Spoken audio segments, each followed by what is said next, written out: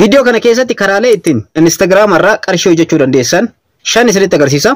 Egaa kanaan dura akkuma baay'een keessan beektan karaa ittiin TikTok irraa qarshii argachuu dandeessan karaalee 9 isinitti agarsiisee ture. Akkanumallee immoo karaa ittiin YouTube irraa qarshii argachuu dandeessan karaalee 6 isinitti agarsiisee ture. Har'a immoo kutaa kana keessatti kan ilaalu karaalee ittiin Instagram irraa qarshii hojjechuu dandeessan shan isinitti agarsiisa. Karaalee shanan amma isinitti agarsiisu kanatti fayyadamuudhaan akkuma social media kamiyyuu Instagram irraallee qarshii hojjechuu ni dandeessanii. Akkuma TikTok irraa, YouTube irraa, Facebook irraa qarshii argachuu danda'amu social media kamiyyuu yeroo ammaa kana dhaggeeffattoota tokko damee galii ta'ee jira. So Instagram irraa karaa ittiin qarshii argachuu dandeessan muraasa isinitti agarsiisa. Karaan kunniin kan anuu fi keenkutii yaalii godhee irraa hojjechaa jiruu fi akkanumallee kan namoonni baay'een irraa hojjetaa jiran isa ta'eedha kan isinitti agarsiisu. Karaalee gara 10 qaba. Kurnan keessaa immoo isa filatamaa fi isa barbaachisaa ta'e shanan kana isinitti agarsiisa. Karaalee kanneen shanan nitti fayyadamuudhaan Instagram irraa qarshii hojjechuu dandeessan. Egaa asirratti wanta tokko isin hubachiisuu barbaada. Yeroon ammaa kana yeroon social mediaadha. Social media kamiyyuu irratti qarshii hojjechuu ni danda'ama. Kana immoo ofii keessanii ilaalaatii itti fayyadamaadha. Namoonni baay'een social media irraa qarshii ni argama yeroo jedhamu hin amanan. Namoonni kanaan miiliyoonera ta'an baay'ee kaasuun ni danda'ama. Garuu hundi keessaniyyuu karaalee kanneen yaalii gochuudhaan itti fayyadamaadha. Gara viidiyoo keenya kanarratti yeroo deebinu immoo karaalee ittiin Instagram irraa qarshii argachuu dandeessan shan isinitti agarsiisa. Nageenya isin daganne. Assalaamu alaykum warahmatullahi wabarakatuh. Ashama harka fuunee akkam jirtan dhaggeeffattoonni YouTube channelii Soofuma Raappii. Bakkuma jirtanitti nageenyi kan koo kan jaalalaa fi kan kabajaa isin haadha qabachaa. Har'as barnoota haalaan barbaachisaa ta'een walitti deebinee jirra. Viidiyoo kana keessatti karaalee ittiin Instagram irraa qarshii argachuu dandeessanidha kan isinitti agarsiisu. Egaa Instagram irratti qarshii argachuudhaaf immoo dhaggeeffattoota kan koo wantoota gochuu qabdantu jira. Isaan kunniinis maalidha? Filoora keessan maatii keessan guddifachuu. Lammaffaa immoo viidiyoo yookaan immoo suuraa quality qabu. Kan baay'ee miidhagaa ta'e, high quality kan ta'e Instagram keessan irratti download gochuu yookaan immoo gadhiisuun murteessaadha. Viidiyoon yookaan immoo suuraan quality'n isaa bu'aa ta'e Instagram irratti boostin ta'uu yeroodhaan hin bahu. Sababa kanaaf high quality gaafata Instagram irratti yeroo hojjetan jechuudha. Viidiyoon isin gad lakkiftanis kan high quality ta'e kan sirriitti xiraatii qabu ta'uu qaba. Sababni isaas high quality gaafata Instagram. Kanaafiyyuu viidiyoo yeroo waraabdan, suuraa yeroo kaaftan high quality'dhaan ta'uu qaba. Viidiyoon high quality ta'ee fi akkanumallee nama barsiisuu danda'u, sirriitti nama ofitti harkisuu danda'u, attract gochuu qaba jechuudha. Suuraan isin hojjettan yookaan viidiyoon isin hojjettan sun nama attract gochuu qaba jechuudha. Maaliif qarshii irraa hojjechuudhaaf Instagram irraa high quality gaafata Instagramni akka social media kamiyyuu miti. Social media kamiyyuu caala dhaggeeffattoota kan koo Instagramni ni kafala. Garuu karaan ittiin kafalu murteessaadha jechuudha. Instagram irratti follower guddaa argachuudhaaf yookaan maatii guddaa argachuudhaaf yeroo dheeraa isin fudhata. Yeroo baay'ee isinitti fudhata. Follower guddaa argachuu ni danda'amu. Akkuma salphaatti akka YouTube, akka TikTok jechuudha. Salphumatti follower guddaa argachuun hin danda'amu.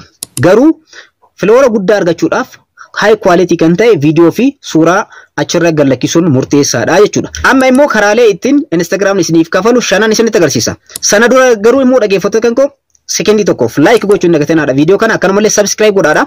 Egaa dhaggeeffattoota kan koo yeroo gabaabaa keessatti, yeroo muraasa keessatti subscriber 30 dabarree jira. Kanaaf immoo baay'ee tokko galatooma isiniin jechuu barbaada. Subscriber 30 kennee jirra. Amma immoo gara 100tti dhiyaachuudhaaf deemna. Kanaafiyyuu subscribe gochuudhaan gara maatiiwwan keenyaatti dabalamaadha. Ammas ittuma fufa teknooloojiidhaan namoota wal qunnamsiisu karaa ittiin social media irraa qarshii argattan akkanumallee barnoota social media yookaan immoo qarshii biizinasa online irraa ittiin argattan wanta barbaade jechuudha. Teknooloojii irraa wanta ta'e hundayyuu channel kanarraa ni argattu waan ta'eef like gochuun dagatenaadha. Akkanumallee subscribe godhaa. Karaan tokkoffaan Instagramni ittiin nuuf kafalu dhaggeeffattoota kan koo Instagram irratti karaan ittiin qarshii argannu jechuudha. Instagram bonus kan jedhamutu jira. Instagram bonusii kanarratti immoo akkamitti qarshii argannaa kan jedhutti haa deebinu. Instagram bonusii kanatti fayyadamuudhaaf tokkoffaa wanti isin barbaachisu viidiyoon yookaan suuraan isin Instagram keessan irratti gad lakkiftan high quality ta'uu qaba, qulqullina qabaachuu qaba. Keessattuu suuraa traaviliidhaan wal qabate, geejjiba adda addaatiin wal qabate, holqa adda addaa daawwiidhaan, paarkii adda addaa daawwiidhaan, akkanumallee riizortiiwwan adda addaa keessatti bakka nama gammachiisu, bakka nama hawwatu, paarkiiwwan adda addaa keessatti bakka adda addaati jechuudha. Socho'aatiin viidiyoo isin waraabdan yookaan immoo suuraa isin waraabdan high quality kan qabu Instagram keessan irratti gad lakkiftanii ergasii immoo Instagram bonusii kanatti fayyadamuu dandeessan. Instagram bonusiin kun baajata mataa isaa qaba. Kaampaaniin Instagramaa kun baajata mataa isaa qaba waggaa keessatti namoota kan bonusii kennuuf jechuudha. sanitti fayyadamuudhaaf immoo tokkoffaa high quality kan ta'e suuraa fi viidiyoo waraabuun murteessaadha.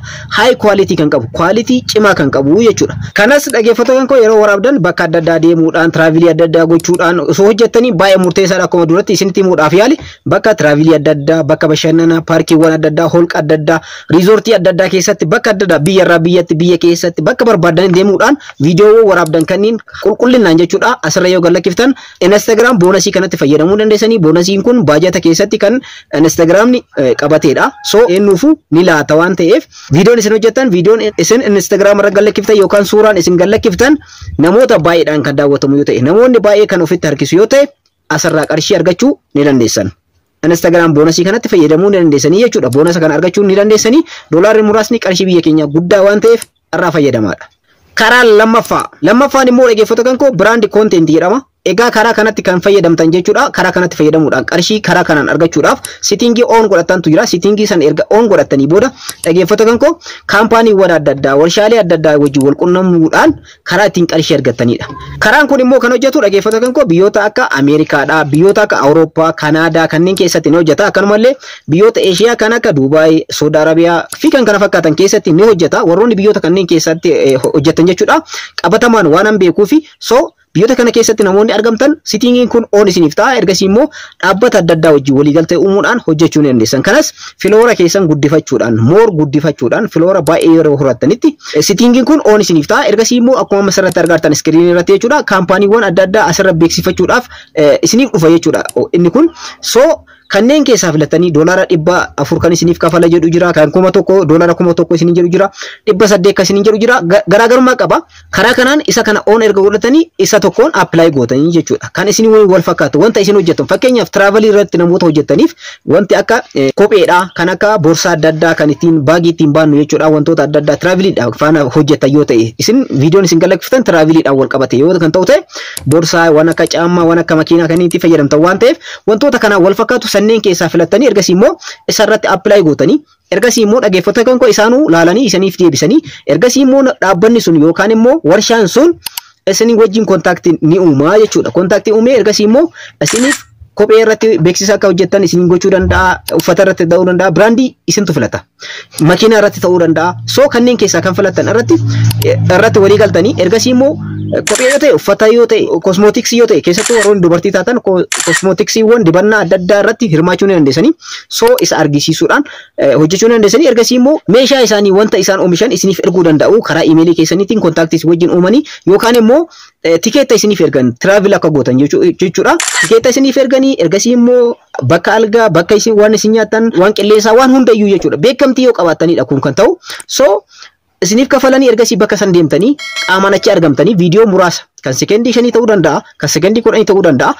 Viidiyoon akka waraabdan isiniif carraanii uumuu ergasii immoo ni beeksiftanii kaampaanii san warshaa san ni beeksiftanii ergasii immoo qarshii irraa argachuu ni dandeessanii jechuudha. Kun qarshii xiqqaa miti dhaggeeffattoota koo, qarshii guddaadha. Moor keessattuu argitan yoo ta'e taphattoonni kubbaa miilaa akkanumallee warroonni fiigan jechuudha. Yeroo kaampaanii adda addaa wajjin walii galtee godhan beekamtii waan qabaniif isinis asirratti filoora guddaa qabaatanii beekamtii yoo kan argatan ta'e sababni warshaalee kanneen yookaan immoo dhaabbata adda addaa wajjin wal qunnamtanii beeksisa kana hin hojjenneef hin jiru. Karaa kanaan fayyadamuu ni dandeessanii jechuudha. Kanas gochuudhaaf wantoota nama isinitti agarsiise kana hojjedhaadha. Filoora keessan moor guddifadhaa. Ergasii immoo viidiyoo fi suuraan isin galakkiftan high quality kan qabu ta'uu danda'a. Namoonni immoo akka daawwataniif wanta miidhagaa ta'e, kontentii miidhagaa ta'e of keessaa qabaachuu danda'a. Ergasii immoo Instagram mataa isaaniittiyuu post isiniif godha, isiniif beeksisaa jechuudha. Egaa karaa lammaffaan karaa kanadha. Karaa kanatti miliyeenara ta'uu ni dandeessu jechuudha itti fayyadamtanii. Karaan sadaffaan subscription jenna. Egaa TikTok irratti isinitti agarsiisee ture karaa ittiin qarshii hojjettan keessaa TikTok irratti tokko isa kanadha. Asirrattis subscription kan jedhamutu jira. Subscription jechuun akkuma TikTok irratti qarshii karaa ittiin hojjettan keessaa tokko, asirrattis tokko jechuudha. Akkuma namoonni gara YouTube keessanii yeroo dhufan subscribe isin godhan, maatii isiniif ta'an. Akkanumallee TikTok irratti follow isin gochuudhaan subscription isiniif ta'an. Asirrattis subscription ni hojjeta.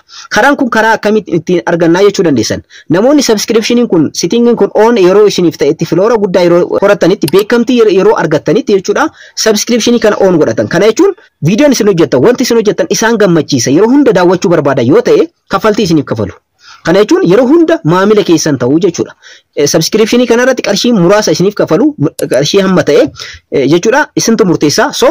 qarshii san isiniif kafalanii yeroo hunda isin daawwatu wanta isiniif barreessan immoo komantiiwwan adda addaa yaada adda addaa kan isiniif barreessan jechuudha. Live irra yeroo seentan akkanumallee yeroo viidiyoo galakiftanitti komantiin isaanii jalqaba irratti mul'ata. Live irratti illee jalqaba irratti mul'ata. Sababni isaas subscriptionii keessanii isiniif kaffaltii ni kafalu jechuudha. Ji'a ji'aan kaffaltii isiniif kafaluudhaan wanta isin hojjettan wanta isin galakiftan san isiniif daawwatu isin faana bu'u isin irraa bashannanu jechuudha. So sadarkaa kana gahuudhaaf immoo follower baay'ee isin gaafata. Hojii guddaa isin gaafata. Instagramni mataan isaatii follower guddaa argachuudhaaf lafaatii guddaa qaba.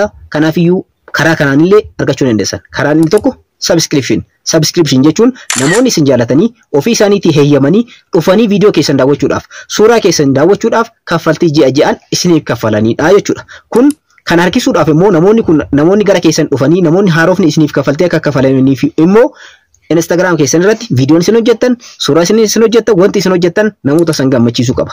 Itti fayyadamaadha. Karaa kaffaltii miidhagaadha. Afraffaan immoo gift kan jedhamudha. Instagram gift kan jedhamu jira. Karaan kun immoo kennaa adda addaa namoonni akka isiniif kennan akkuma TikTok irratti akkanumallee YouTube irratti ilaalle jechuudha. Gift adda addaa namoonni isiniif kennuudhaan viidiyoon isin hojjettan, viidiyoo wanti isin hojjettan namoota ni gammachiisanii bashannansiisuu yoo ta'e gift yookaan tippii isiniif kennu. Fakkeenyaaf isin mana nyaataa tokko yeroo seentan mana nyaataa san keessa keessummeessaan achirra qacaramee hojjetu ni jira. Namni sun yoo kan isin gammachiisu ta'e dhumarratti giftii wayii yookaan immoo tippii wayii kennitanii fi baaftan. Isinillee akkaawuntii keessan irratti wanta isin hojjettan, viidiyoon isin hojjettan, suuraan isin galakkeeftan namoota ni gammachiisanii bashannansiisa. Isin jaalata. Namoonni sun moor isin jaalatanii waan jiraniif giftii kana isiniif kennu jechuudha. Karaa kanatti illee fayyadamuu dandeessan. Kana gochuudhaaf immoo qalbii namoota hawwachuu qabdan karaa viidiyootiin, karaa suuraatiin, karaa hundaan jechuudha. Wanti isin Instagram keessan irratti galakkeeftan hundi moor gammachiisuu qaba. Yoo itti gammade namni sun waan jaalate tippii isiniif kenna. Giftii kana isiniif kenna jechuudha. Karaa kanaanis qarshii argachuu dandeessan. Karaa shanaffaan immoo baaj kan jedhamudha. Instagram baaj. Karaa kanaan immoo akkamitti kaffaltii argannaa jechuu dandeessan. Yeroo liivii irratti seentan namoonni baajii kanarratti isiniif kafalanii kaffaltii ni kafalanii ergasii immoo komantiin isaanii liivii irra yeroo seentan wanti isaan isiniif barreessan hundi jalqaba irratti akka argamu taasisuu jechuudha. Kana jechuun isaanis tokkoffaa komantiin isaanii jalqaba irratti ni argama yoo ta'e namoonni isin daawwatan baay'inaan achirratti komantii kana ni dubbisu jalqaba irratti dhufa waan ta'eef. Liivii irratti illee yeroo seentan viidiyoo irratti illee komantiin isaanii jalqaba irratti ni argama. Jalqaba irratti fida jechuudha. Instagram buusti godhaaf. Sababni isaas isiniif kaffaltii kafalanii daawwachaa jiran waan ta'eef viidiyoo kana yookaan immoo liivii irra yeroo jirtan isin daawwachaa jiranii jechuudha. Kanaafiyyuu komantiin isaanii jalqaba irratti akka dhufuuf ni kafalu jechuudha. Isiniif ni kafalu. Komantii isaanii maal godha jechuudha? Instagram buusti godhee jalqaba irratti akka dhufu ni godha. Ergasii immoo namoonni baay'een komantii isaanii san salphumatti dubbisuu ni danda'an jalqaba irratti argama waan ta'eef jechuudha. Karaan kun karaa baay'ee miidhagaadha. Baaj kan jedhamu kanatti illee fayyadama. Egaa asirratti dhaggeeffatoo kan koo karaan Instagram irraa argattan karaan shanan kana fakkaata. Instagram irratti karaa baay'eedhaan hojjechuu ni danda'ama. Garuu asirratti gorsa tokko isiniin dhaqqabuu barbaada. Innis maalidha? Instagram irratti inni hojjenna jettanii yoo kan yaaddan taate qarshii irraa arganna jettanii yoo kan yaaddan ta'e high quality kan ta'e viidiyoolee yeroo waraabdan high quality dhaan. Suuraalee high quality dhaan. Suuraan isin fayyadamtan, viidiyoon isin fayyadamtan kan nama gammachiisu, kan nama tapsiisu, kan nama hawwatu ta'uu qaba. Karaa kanaa qarshii argachuudhaaf. Social media irratti dhaggeeffattoota koo akkuma baay'een keessan beektan qabeenya yookaan immoo qarshiiwwan miliyoonaan lakkaa'amanitu invest ta'a. Asirratti deema. Qarshiin kun kaffaltii adda addaa namaa kafaluun kaampaaniidhaan akkanumallee karaa akkaawuntiiwwan adda addaatiin qarshii ni argattu karaa baay'eedhaan jechuudha. Weebsaayitiidhaan, tiiktokiidhaan, yuutuubiidhaan isin barsiisee jira baay'inaan. So karaa kana keessaa tokko immoo Instagram irratti qarshii ni argadha jettanii yoo yaaddan immoo wanti isin hojjettan hundi isaaniiyyuu high quality kan qabu ta'uu qaba. Haala kanaan qarshii argachuu ni dandeessa. Karaa nama isinitti hime shanan kanaan jechuudha.